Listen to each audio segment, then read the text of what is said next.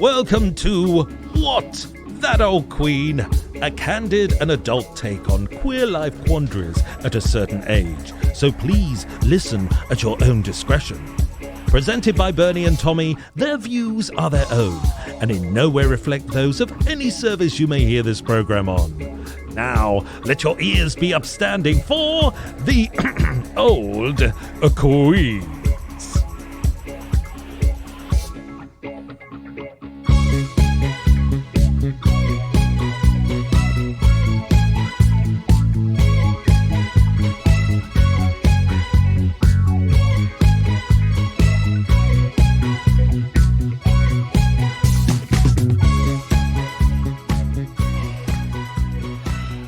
So here we are again then, Tommy. I'm so pleased that you agreed to be in my loneliness bubble.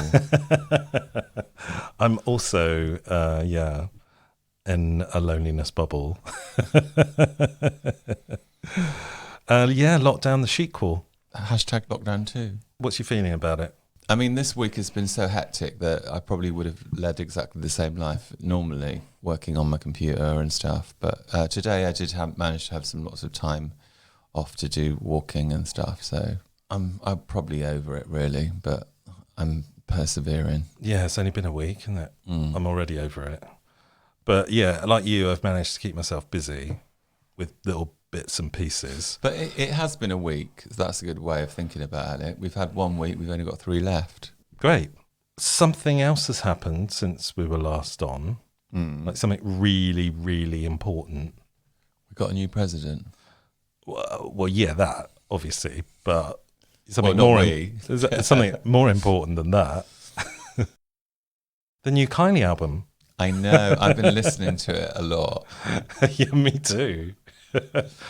But don't you just miss, because there's a lot of bangers on there. I feel like she's like fairy godmother. She's come just at the right moment.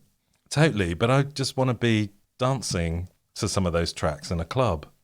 Well, I have been dancing like when I'm walking down the street and I can see that there's no one actually really close, I will do a swivel. You did do a little Kylie dance. When she sings this one and goes, do you know, I don't know if you can do it because you're better at voices than me, but she goes something like, I want to dance with you, or something like that. Do you know the bit I mean? I think so, yeah. It's better when I dance with you. Yeah.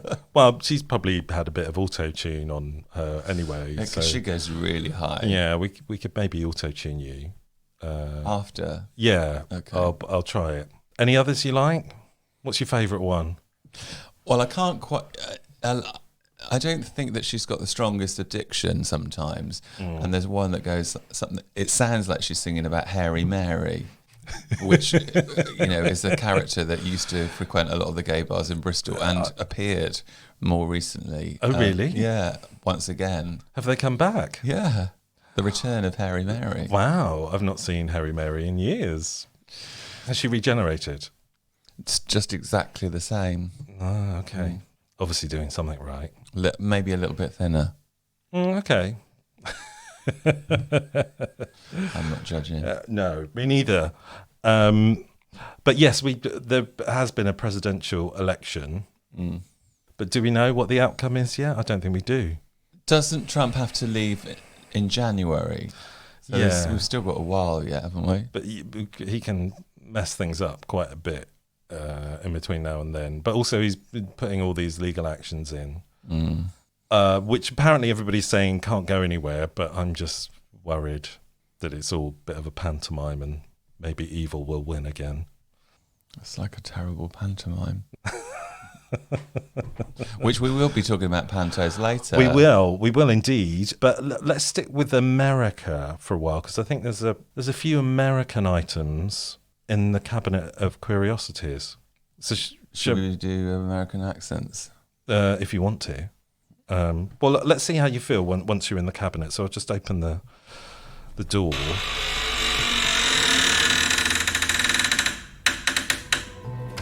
Oh, well, hi there. No, I can't do it. Oh, sure. Sure, for sure. Have a nice day. Oh, let me take a photo of that. Are you from Leicester? Do you know the Queen? Right, so we're in the American. We've probably managed section. to offend everyone that listens in America then. I don't think so. I think, imitation is the best form of flattery. But do you want to kick the ball rolling from the American section of the Cabinet of Queeriousities? Yeah, so number one, the US has apparently already had a gay president. That implies that we're going to have another one. Isn't it? I'm not sure Joe Biden is gay, but he was very attractive when he was younger. I mean, there's something else, I think, going on forward about gay faces, and I would say that he does have a bit of a gay face. You reckon? Maybe. I mean, he's a very attractive man. James Buchanan, I think that is. I'm so terrible. I don't know why you work with me. I mean, it's an easy mistake to make. And I'm sure in other countries you'd actually pronounce it like that. Buchanan. Well, he shacked up for 10 years with the future VP, Vice President, or Visible Panty Line. Yeah, but I'm not sure. William Rufus King, and was referred to by President Andrew Jackson as Miss Nancy and Aunt Fancy. But I quite like that. It's cute. It could be a double act. Who would you be, Nancy or Fancy? Nancy, I think. I'm not sure. I think you're more Fancy. I think I'm more Nancy. It's my nan's name. On this ticket, it doesn't say what the date was of this until I had to look it up. Oh, yeah. It was Buchanan was served his time as the president in 1868. Oh. Just to give a bit of context. Okay. Quite progressive for its time. I mean, he should have put some presidential laws in place back then, shouldn't he? Well, it would have been nice. Yeah, it would have been lovely. I've got a little one here.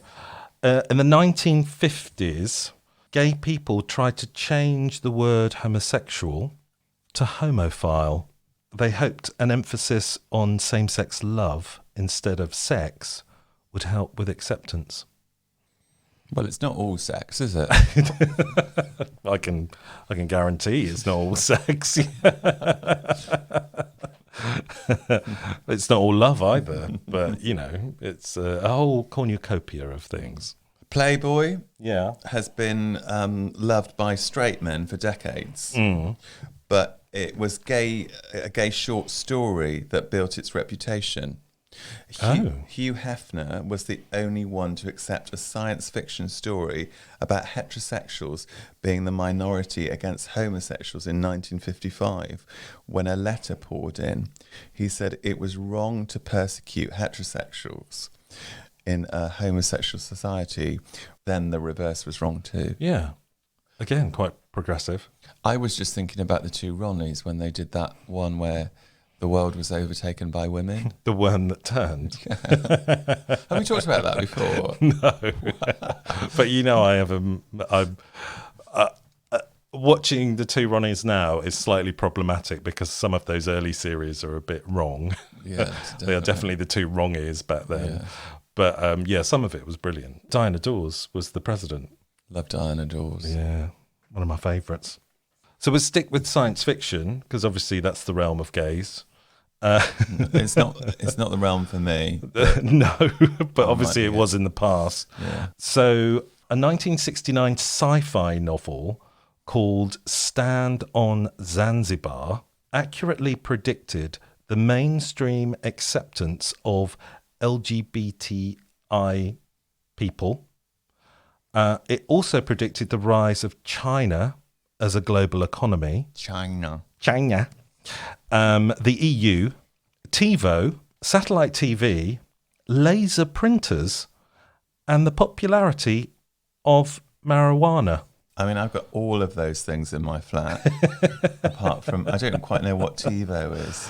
TiVo is just where you record It records whatever TV programs that you like, and it remembers what you like, and it'll... Well, I've currently got your mum's TV. Yeah. Has that got it on? No. I think she took the TiVo box with her to the retirement home. Well, I hope she's making good use. What else have you got? A serial killer, the Doddler. Doodler. I like to call him the Doddler. Targeted gay men in the 1970s in San Francisco. He would sketch the victims nude before murdering them. I do that, but without the murdering. Well, I was going to mention that. Well, 3 victims survived and the suspects were identified.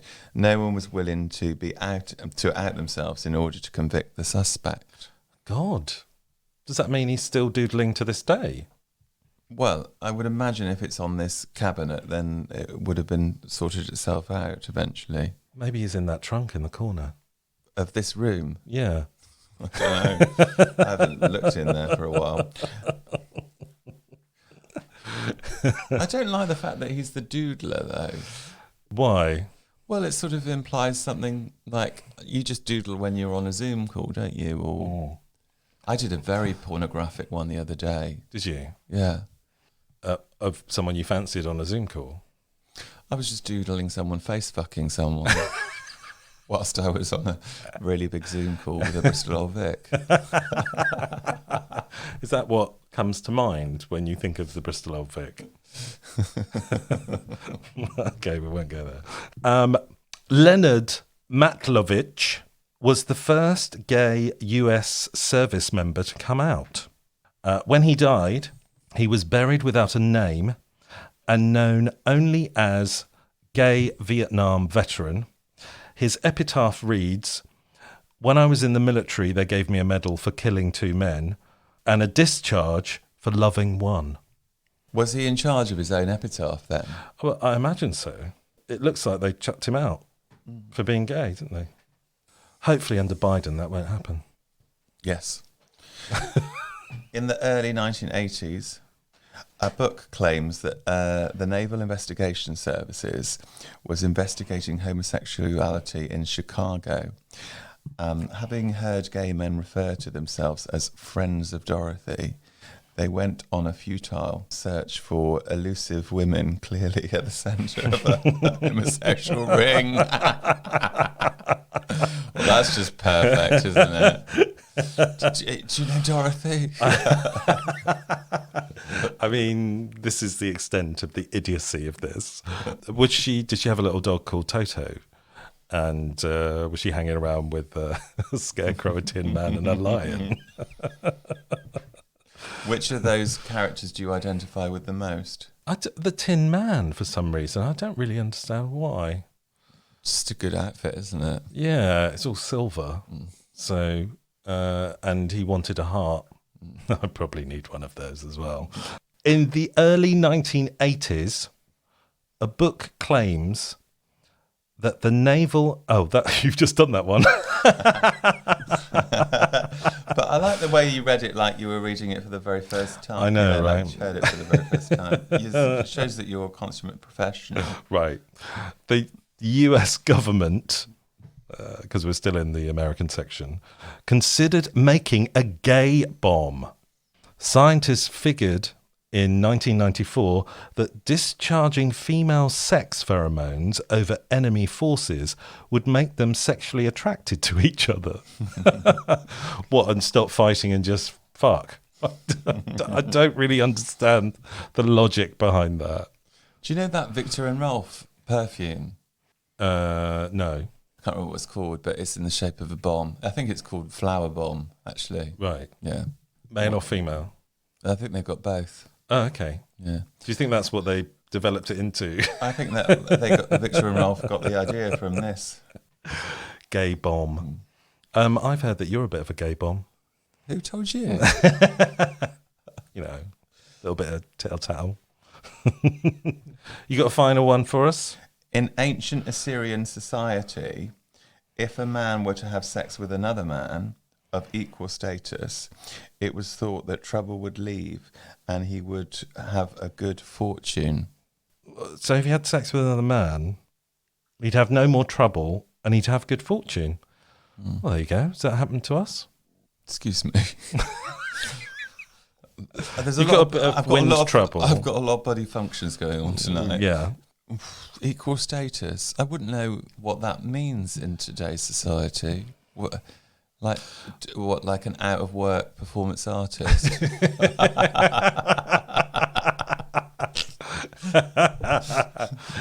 Or an out of work voice artist / actor.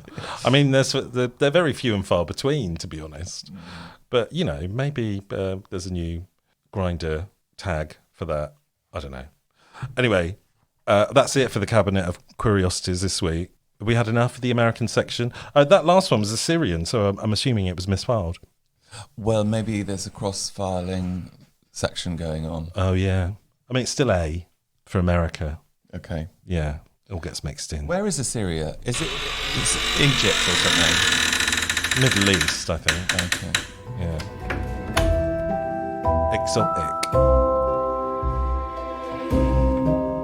Full of Eastern promise.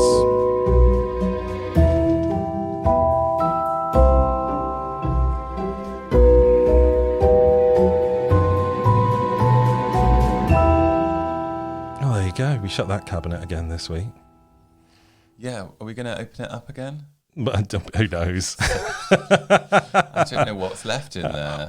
Well, there's a few things. I think there might be a few things that we can talk about which are scurrying around in the shadows and stuff. But we've got an old friend coming to join us in the throne room soon, haven't we? Yes, yeah. We've got the lovely Peter Baker. Oh, yes. He's going to tell us what he's been up to since the last time we spoke. Peter is like you're my TV husband. Peter's like my TV nemesis.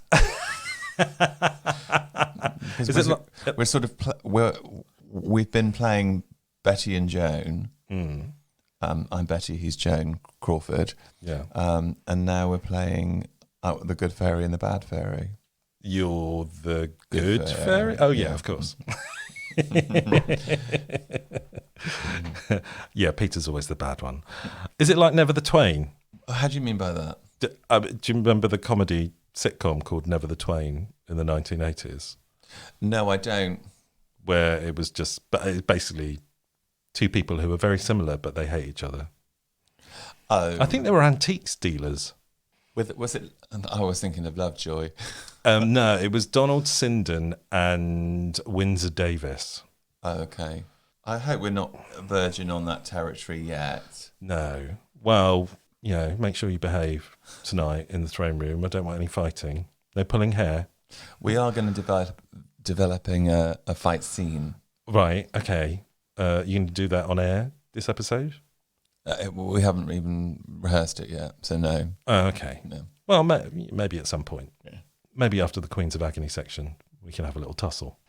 We are inspired by the fights of Linda Evans, like Crystal Carrington and Joan, what is it, like Alexis Colby? Yeah, totally. I mean, why wouldn't you be? And I've always loved Crystal. Yeah. I've always very much identified as her. And I think Peter's definitely a Joan, right? I think so. Yeah. Joan Crawford. Joan Collins.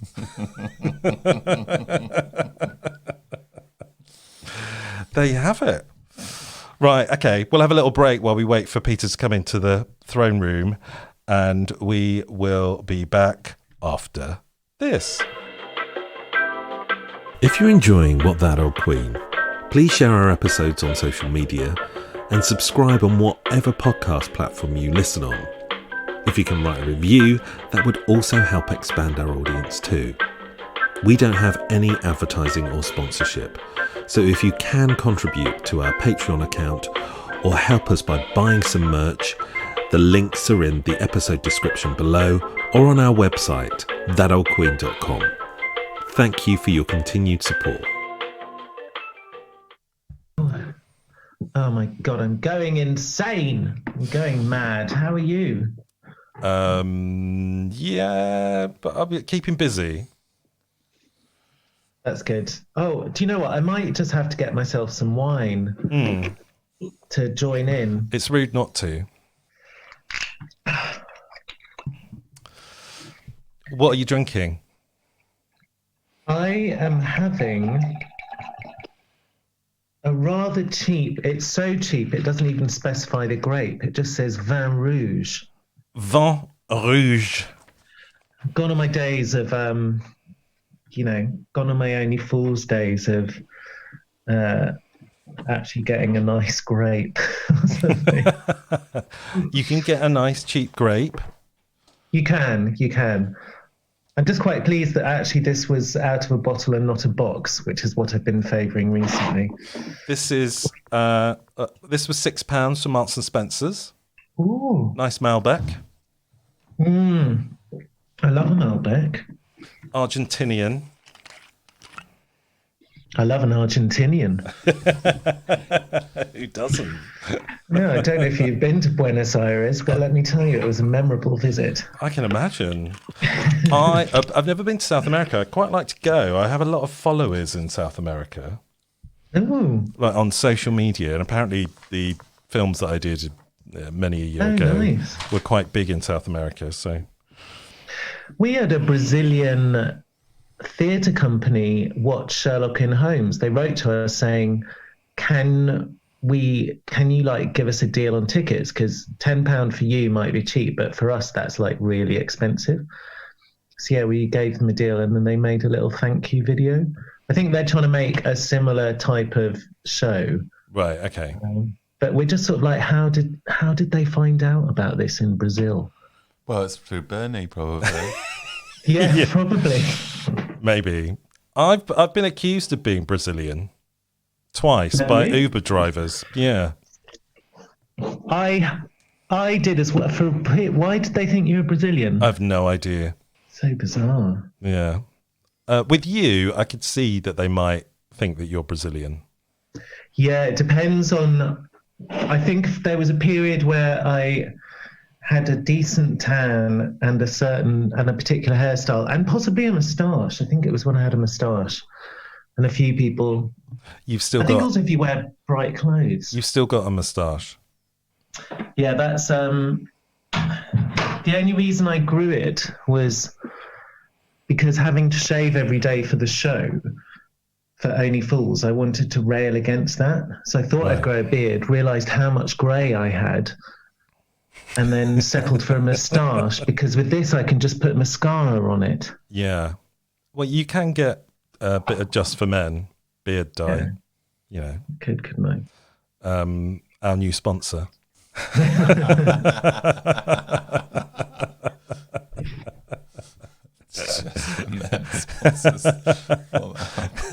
Just for Men. Just for Men sponsors What That Old Queen.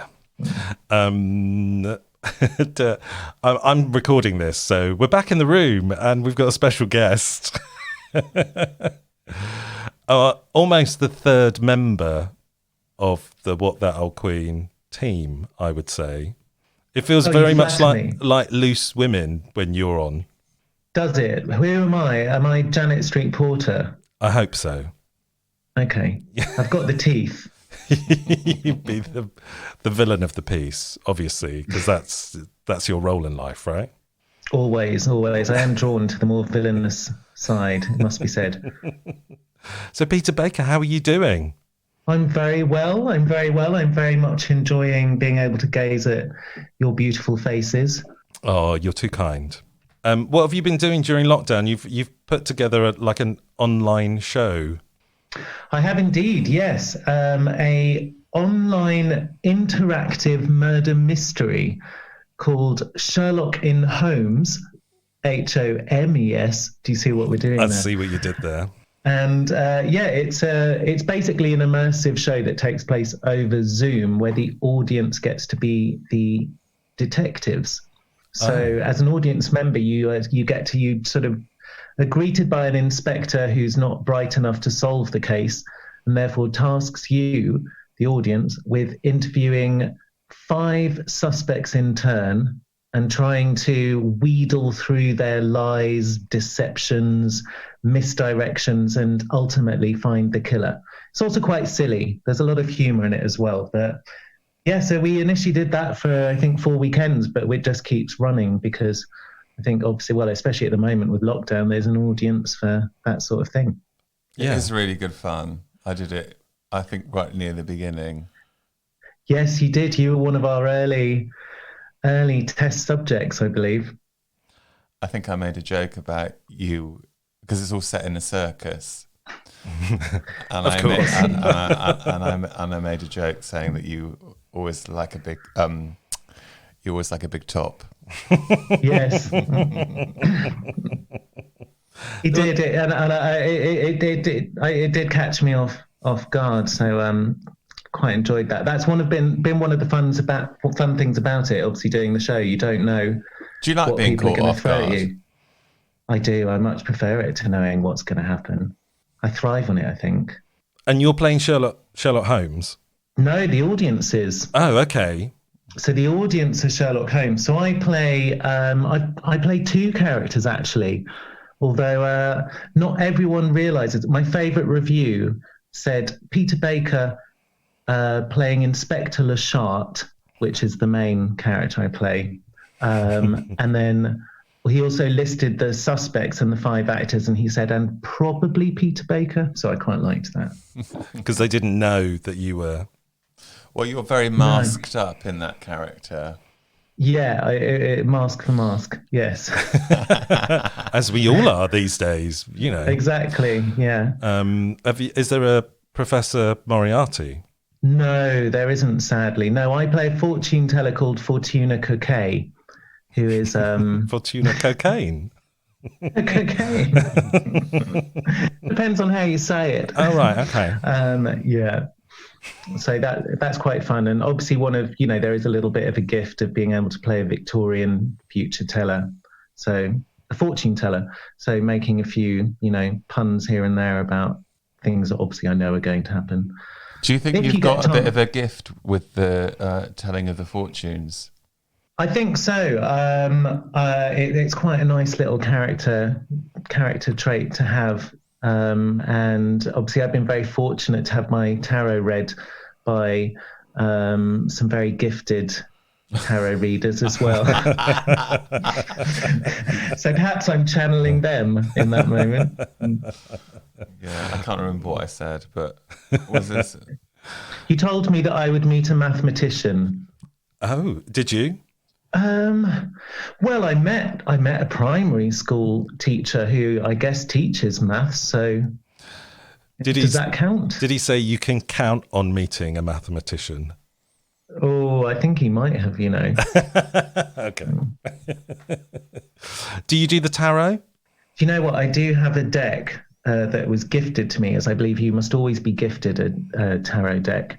And I did... This was a few years ago in Spain, and I did try to connect with the cards. I felt I really connected with the major arcana, but and then I did a couple of fairly convincing readings with some friends where I really felt like I was, channeling the tarot. And then someone asked if I would do readings at their 40th birthday party. And I, of course, first rule of improv, I said yes. But it's not really what you want to do after a few drinks on a balcony in Barcelona with a group of people you've not met. That's exactly what I want to do. No,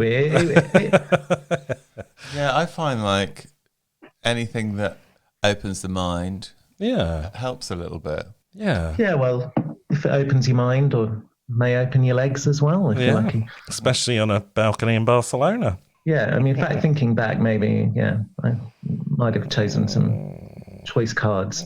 I predict the Lovers, the Tower.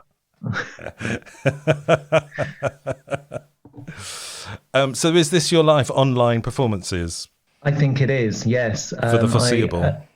For the foreseeable, yes. I also was earlier doing or watching an online rehearsal for a charity performance, a concert, singing, thankfully one song, and I have requested no solo lines, and I probably will just mime on the night, but at least I'll be there contributing. And also, how does that work with the delay that you get often on Zoom? well, that was what was really weird, is that so you'd have the MD who was playing the music for the song, but we would just mute ourselves and sing, so he'd have no idea if we were getting the tune right or the lyrics or anything. I mean, it was actually quite a nice way to perform because no one can hear you, or at least in my case, that's a very good way to perform. So yeah, it was a very unusual process because But you're all recorded then, are you? Well, we'll actually be doing it in real life in socially distanced situation on a stage. Okay. Yeah, so we will have a physical rehearsal. Because I think lockdown rules, you can, if it's work, you can meet up physically. But yeah, so at least we will get a chance to hear how everyone sounds together. Great. And that's for Only Fools and Horses? Oh yeah, that's Only Fools and Horses. Yeah, that'll be a one night only affair. And then I also have a very exciting production with one of my true icons in performance, in creativity, in the Bristol cultural scene. I don't know who you're talking about.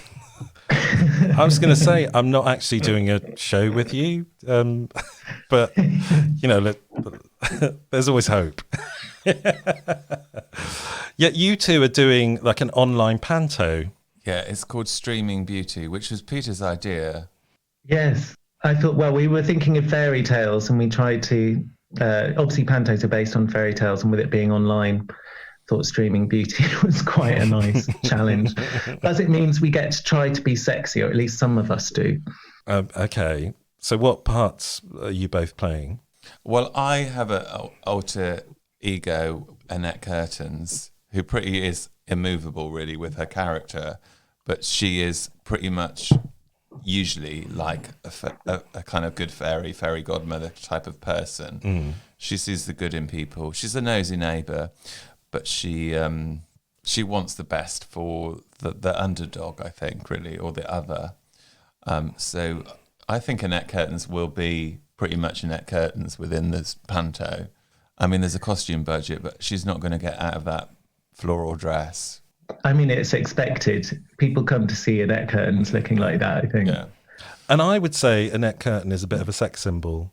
Yeah, it surprises me when people say that. But Well, when you see what she can do with a string of pearls. Right. and the splits. And the splits. Yeah. Oh, my goodness. I mean, I can't do that. And who are you playing, Peter?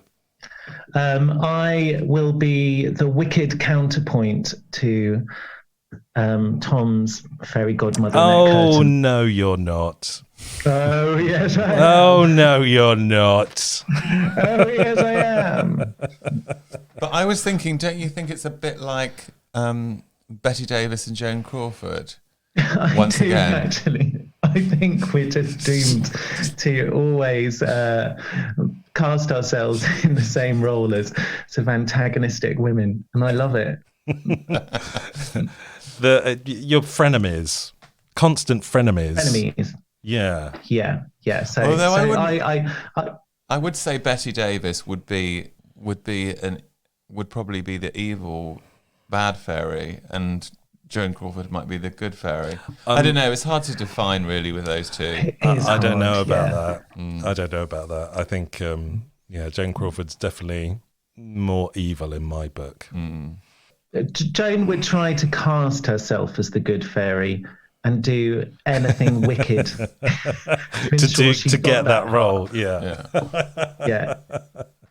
I sometimes think there's a dynamic of Joan Crawford is like the annoying fly buzzing around Betty Davis's ear, and all Betty has to do is occasionally just swat her away with a cutting line.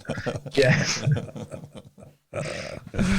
Amazing. So where can people see Streaming Beauty? What Well, it's been commissioned by the Wardrobe Theatre in Bristol, but you can buy tickets through the Bristol or Vic website. I believe that's true, isn't it right, Peter?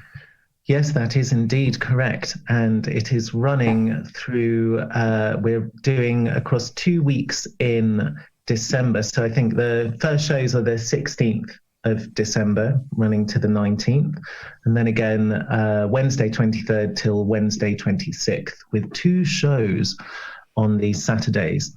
Oh, wow. And yeah, we've got a bunch of really great performers that we're working with as well. So we have Carmen Monoxide, who's a great drag performer and singer, and Megan Clark Bagnall, who's a wonderful she runs this artist. thing called Make It With Meg, so she's quite crafty. Yeah. And it's going to be a very interactive show, so it's definitely not going to be a sit down and watch. We're going to try and, just as all pantos have that element of interaction, we're going to be bringing that to the experience too. But we're going to make it as filthy as we possibly can. Yes, please don't bring children. We will eject you. We'll eject you from the Zoom if you bring a child. So it's got an 18 certificate. 18 feels quite extreme, doesn't it? I don't really know. It does. I mean, I wouldn't mind if there were a few 16-year-olds there. Okay. Does 18 mean like there's going to be a hard cock on screen? Well, I mean, I'll do anything for art. Well, you've said it now. So what's the premise? Streaming Beauty sounds like Sleeping Beauty. So I think Streaming Beauty is a webcam performer, and she has taken. She's been sent some. What do you call those things? I never know whether it's a dildo or a. What's the other vibrator? One? Is it a dildo? She's been sent a dildo. A butt plug. Dildo. Yeah, she's been sent a prick. Okay. Yeah. A poisoned prick. She's been sent a poisoned prick, which sends her to sleep, and we need to find a way to wake her up. Oh, Yeah. right. Is there In the meantime, my character Angelina Unholy, I'm channeling, is trying to claw all of the audience that Streaming Beauty had, and sort of take over. So there'll be a little bit of a battle going on. Right. Wow, I look forward to that. Yeah. Anything else up your sleeve as this pandemic goes on and on and on and on? Bit bored of it now. We're filming the trailer tomorrow. Yes, I think we are. For Streaming Beauty? I hope so. Yeah, okay. Have you got? I mean, who knows? Have you got costume ready, makeup? I'm so prepared, Tom. You really wouldn't believe how prepared I am. I mean, that's the beauty of Annette Kurtz, is she just lives in a shoebox at the top of my wardrobe, and I can just get her out at the drop of a hat. On Saturday, I'm doing a sort of guest appearance for someone's birthday. Are you? Yeah. How's that going to work? I'm just going to pop into a Zoom call, sing a couple of songs, and then switch on Netflix and go back to the sofa. That is both one of the pluses and the rather bizarre elements of doing Zoom theatre, is that you finish. So say, Sherlock and Holmes, or it'll be the same when we do Streaming Beauty. We'll do 2 shows in a day to engaging with, all this audience and everything, and finish on a high, and then you'll just sit and put on MasterChef. Yeah, but don't you find that a bit weird? Because I always find it a little bit. So I remember last lockdown and a little bit of this lockdown. Obviously, as performers, whenever you're on Zoom, you're kind of performing in a way. But but I always, it's like, it's not the same as going to the pub, because at least you have the walk home. It's the worst thing. Where it's all of a sudden it's over and you're just stuck on your own again with yourself. I think you need to have something prepared, really. So last night I thought, actually Vicar of Dibley would be quite good to watch, because I did something on Zoom last night for like 30 artists. I said at the end, well, you can all go home now. That's a joke. And then I sort of had, I had Vicar of Dibley lined up, and it was just perfect, really, because it's just like, you just want something light and funny, really. Bernie's filling me up. And he's spilt a lot of wine on my notes. I've literally just put wine everywhere. Oh, well, never mind. Yeah. One of the pluses of lockdown is I've discovered, I've got to know my neighbours, as I live in a block of flats, and I moved in just 3 weeks before lockdown. So after a couple of the shows, they just texted and said, if you want a balcony drink after the show. So we've sort of had balcony drinks. Nice. Which is quite nice. Is there one big balcony that you all go on, or you're going on your individual balconies? Well, we go on our individual, or we sometimes go down to the glamorous car park. Oh, lockdown is so glamorous. It is. Fortunately, it's a bit cold now. One of the neighbours suggested doing a quiz in the block, and we all stand on our level in the corridor, and someone in the middle shouts the questions. Yeah, that could work, I guess. Yeah, no one really jumped on it with enthusiasm. No, I mean... My neighbour posted Estee Lauder's night repair cream through the letterbox this morning. Oh. Is that a read or what? It's just a hint. I think we'll be on Tintin. Okay. Well, shall we do some Queens of Agony as we're here? And Peter's in the throne room.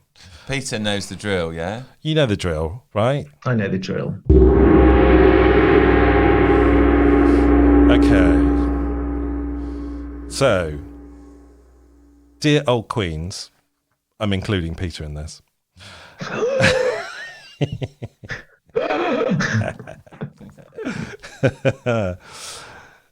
Guys match with me, then as soon as I send them a message, they unmatch. I swear I've never had a hard time getting dates in my 20s. I'm 38 now. That's old. And it seems to be getting super difficult.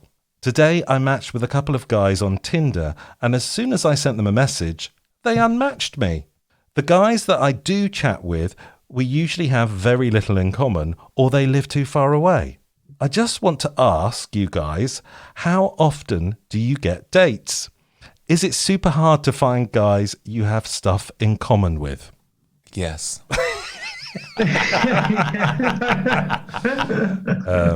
Yes. I'd like to say yes also. I had this thing recently where I matched with someone on Tinder who I already knew, and that was fine. And I thought, well, I don't know why but, you know, I was up for having a conversation at least. And they seemed to have this automated thing that said, like, it just went straight as a message saying, oh, it seems we've matched. That's a coincidence. Send me a message or something. Oh, like it went on like this. And then I messaged them back, and then they deleted me. Did you write this question? Yes. This one of yours I finally put on air. No, it's not mine because, Okay. yeah. No, because the first part is, it might be mine, but the second part isn't. The fact that you're 38. I mean, come on, let's save the fantasy for streaming beauty. I think the trouble with Tinder is that it's, and anything that is phone based, is a lot of the time it does become, there almost becomes like a game or a distraction element, and half the time people are matching so that they can see who matches with them, and it's more about their ego of having someone match with them than actually wanting to chat. Don't you find with Tinder, though, I mean, I always call it the Tinder Fizzle, because you'll match with someone and you'll have like 5 or 6 lines of conversation, and then that's it. It's gone. I've never done anything with Tinder, really. Are you on Tinder, Peter?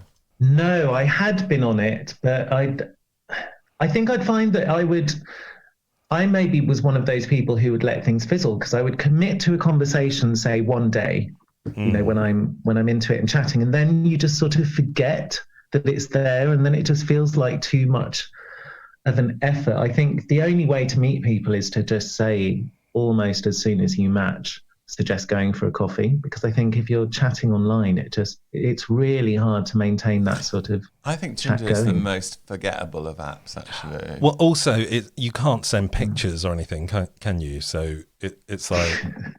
But it also No. like ruin. Yeah, I mean, you need to get them off onto WhatsApp or something if you want to see anything of theirs. Get them off onto WhatsApp.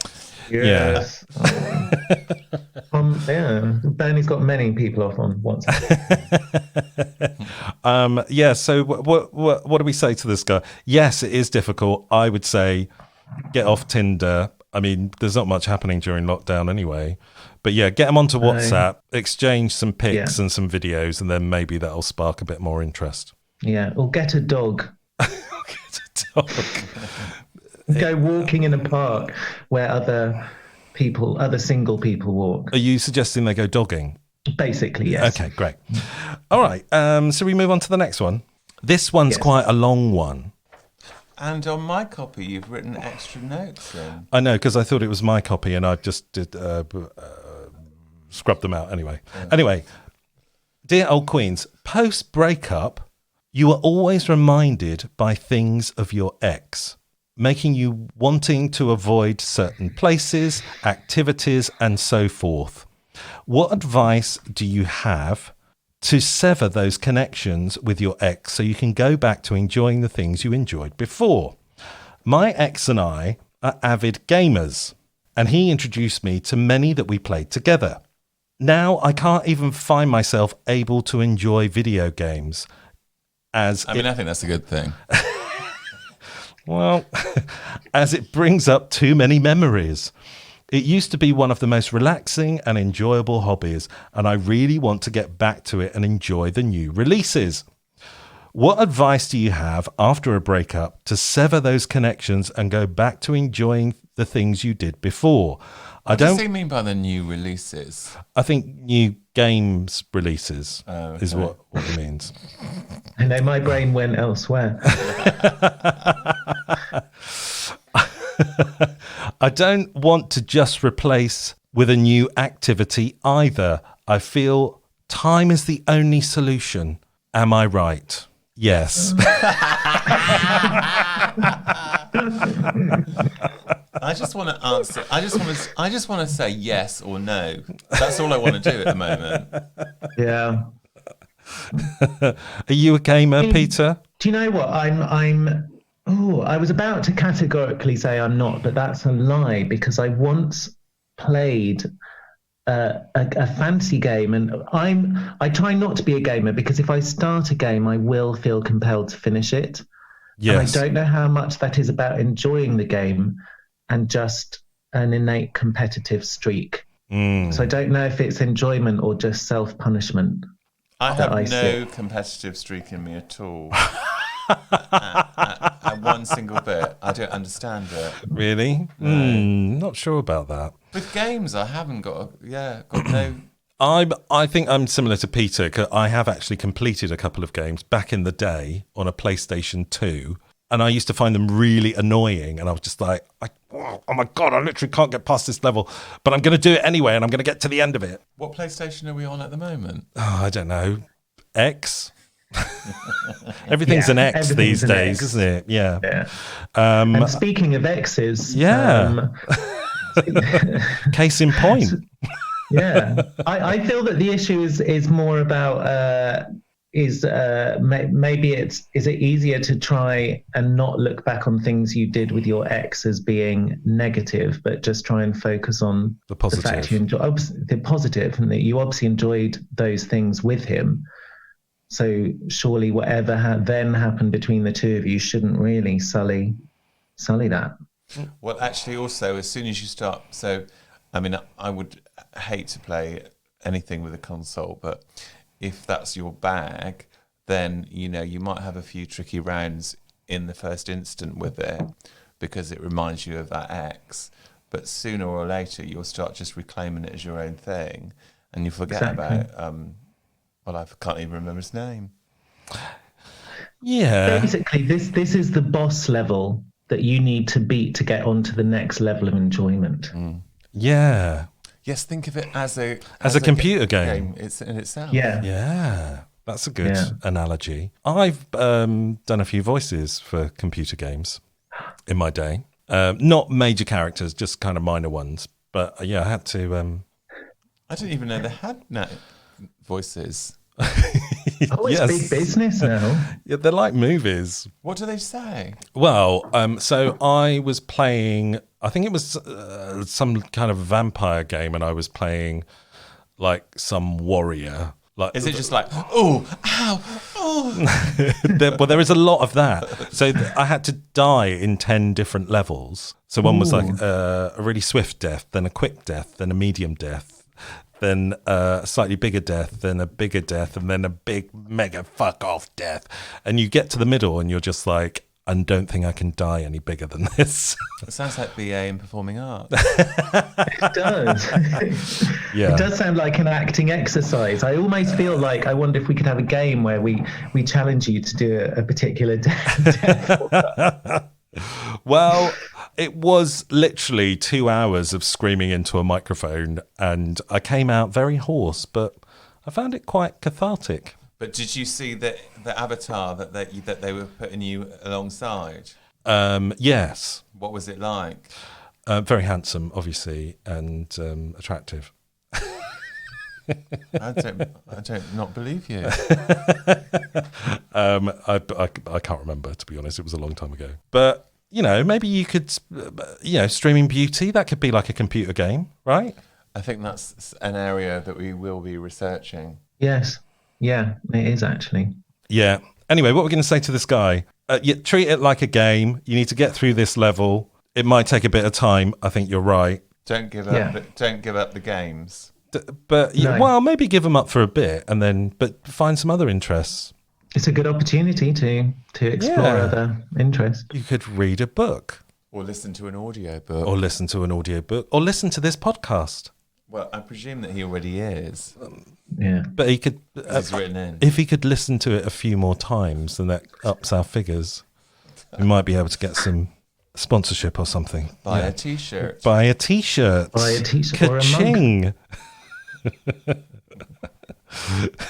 Anyway, moving on. This one's a slightly shorter question for the old queens in the throne room. Dear old queens, I really want to try and give my partner a rim job,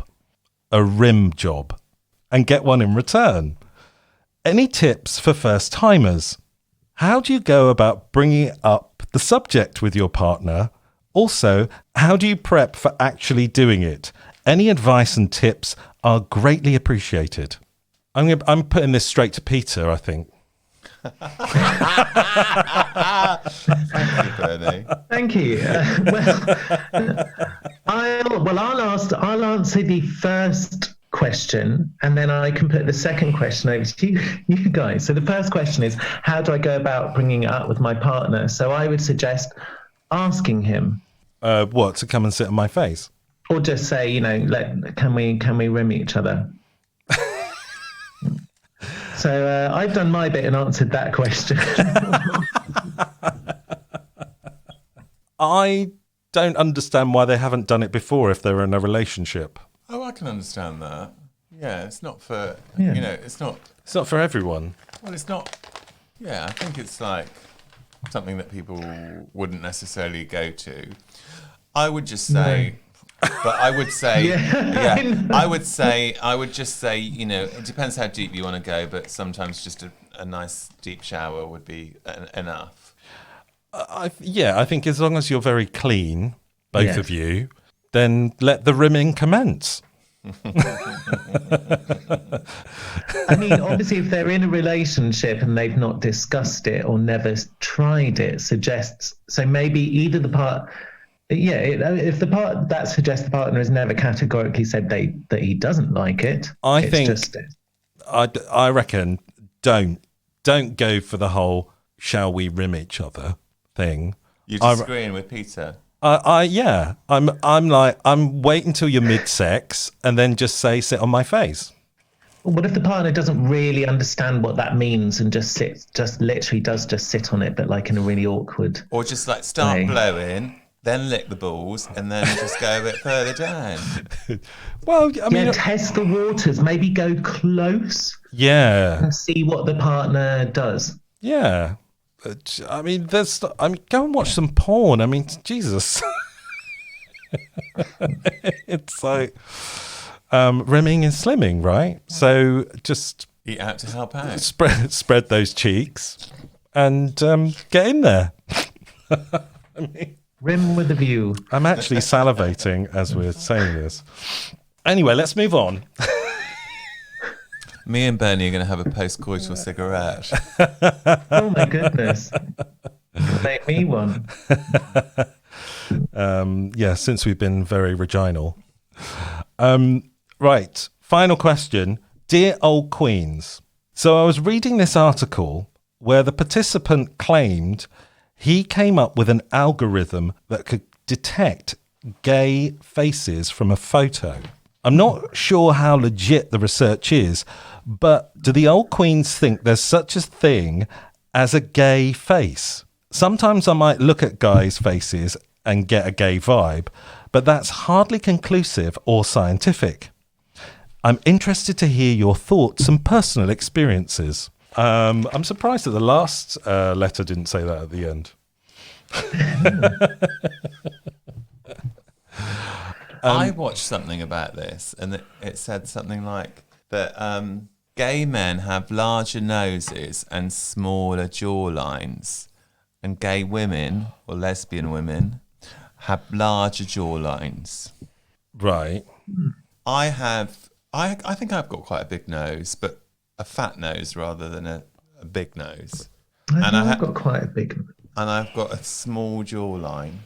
So that theory would Yeah, match but up. you're here with me and Peter that have big noses and big jawlines. So I don't think it works. I'm not sure. I think this is bollocks. I'm not sure. I mean, I've been thinking a lot about corona face recently. Like, I believe that there is such a thing as corona face, but I'm not sure about gay face. What's corona face? I think it's that look that we all have where we're a little bit overwined and underwatered, and that's like too much time on a screen. You know, that's like glazed expression and just slightly more pronounced bags. Or, well, that's just what I'm seeing in myself. But just what you're seeing on this Zoom. Thanks, Peter. Oh, I dug myself a hole in. Well, he hasn't set up a very nice angle for us, has he? It's an interesting one. I now know what it must be like to be 5'6" and talking to you in person. I think that's what Darren said last time. It was like we were looking down on him, like we were the judges or something. Completely judging you, obviously. I think that's nonsense. I don't think there is such a thing as a gay face. I think we come in all shapes and sizes, and it's ridiculous to think that there's an algorithm that can tell you whether you're gay or not. Although you could pretend if you fancied someone and they didn't know that they were gay, and go, I've got this app and it tells me whether you want to sleep with me or not. I wouldn't put it past you to use that line. It's called Grindr. Yeah. I don't know. What do you reckon? Gay faces, yay or nay? Oh, I'm going to say nay. Whereas you think they might be. I think there's something in it.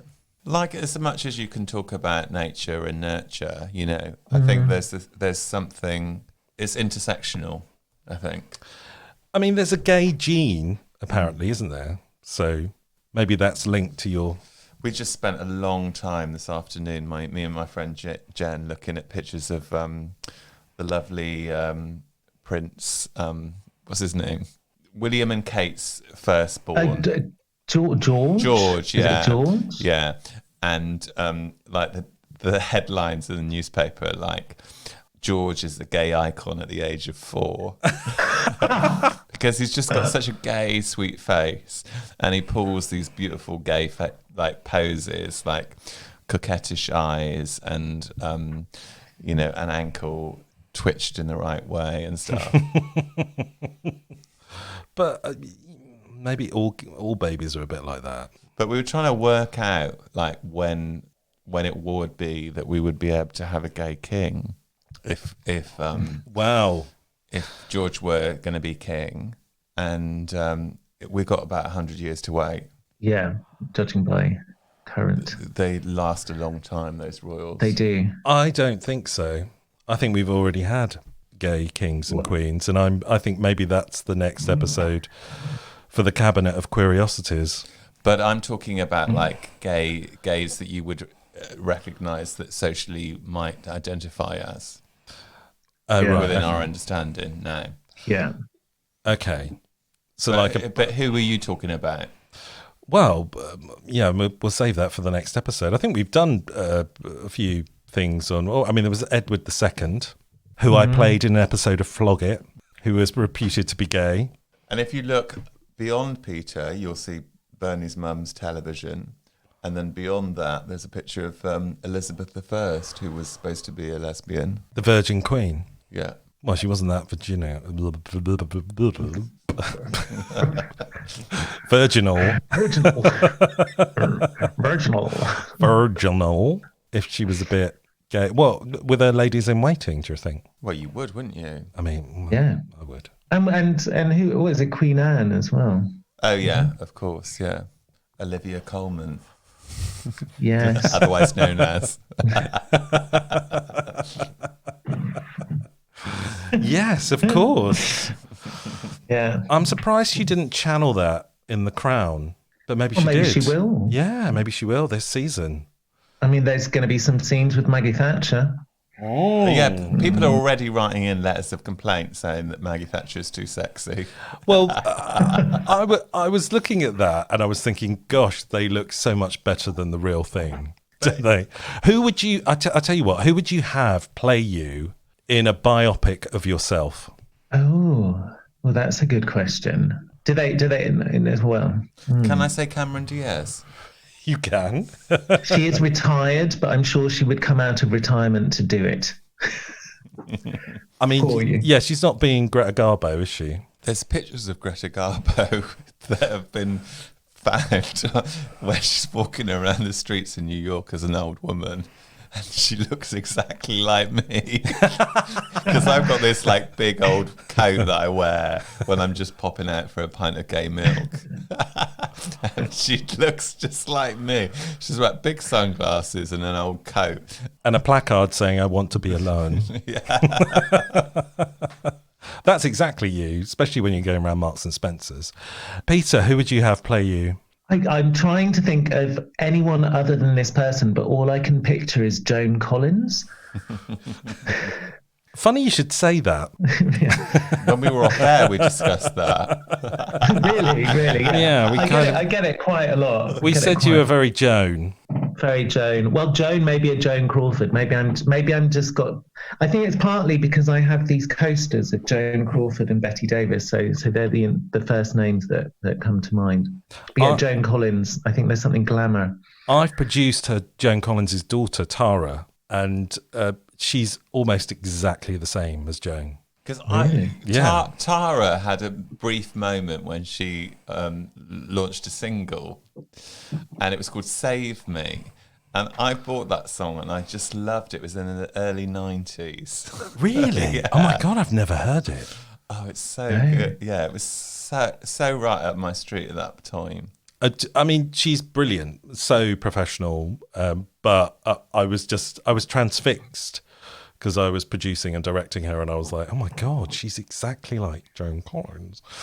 Obviously, she's Tara Newley, but, or Tara Arkle now because she's got remarried. But I don't know who I would get to play me. What do you reckon? Can it be does it have to be someone who's alive? I imagine it does, doesn't it? Because if they're going to make a biopic. What about Mickey Rourke? I was going more for Sylvester Stallone, but either of those two could probably play me, I think. Angela Lansbury. Angela Lansbury could definitely play me. I mean, I've modelled myself on her, especially as I like a bit of a murder mystery. So Sherlock at Home. In Holmes. Sherlock in Holmes. at home. At home. I'd still need to do this. So how many more dates do you think there's going to be, and where can people book? So you can book on the Bristol Old Vic website. It's running every weekend in November, every Friday and Saturday in November. And I can announce to you now, It is also continuing throughout December and after Christmas until the end of December. So there will be extra dates. There will be somebody else doing my part when I'm in Streaming Beauty. So please don't book for those shows. No, just the shows that you're in. But how are they going to fill your shoes, Peter? Well, we've managed to build like quite a nice little family. Actually, we've had because the original cast, we've so far had like three different people play different roles. So a woman who did play my mother, or my character's mother, for a few shows, she will then be playing me and me and the inspector. Have you lost your sense of smell and taste? I've sneezed, I've hiccuped, and I've belched tonight. But I don't think those are symptoms. The mysterious symptoms of COVID. Yeah. Sneezing is a symptom, isn't it? Oh, I have no idea. No, I don't think it is. Oh, okay. Otherwise, just leave the building immediately. I think if you've got it, I've got it. So, but I think I'm immune. Peter, I think we've come to the end of the episode. Thank you so much for coming in again. Thank you and for being in the me. throne room with us. We look forward to your online shows and, maybe seeing you in person at some point. That would be lovely. But if you ever fancy coming and giving me a good grilling, go to the Bristol Old Vic website. Is that your OnlyFans site? Basically, yeah. I mean, I'm one step away from an OnlyFans site. So this is, Bristol, yeah. We're all one step away from an OnlyFans site. I got one open now. Yeah. So thank you so much. Say goodbye to our lovely audience. Goodbye, lovely audience. Thank you again. Tommy, say goodbye. See you later. See you later. We will see you next time on What That Old Queen.